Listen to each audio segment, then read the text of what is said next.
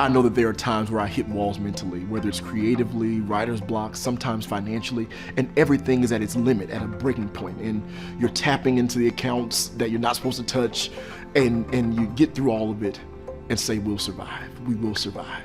And particularly today, I'm thinking about the time where there's a shipwreck and these prisoners are on this ship and they're stuck on this island, but that part of the story that grabs me is not so much them getting to the island and the fire.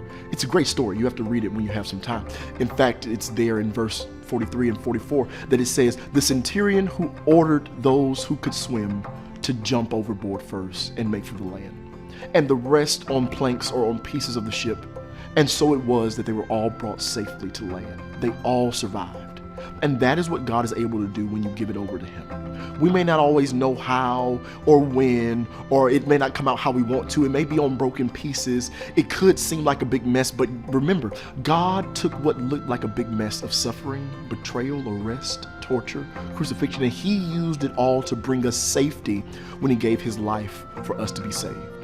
Today, I encourage you to hold tight to God as you wade through life's trials. He's the one that can get us to safety on the other side.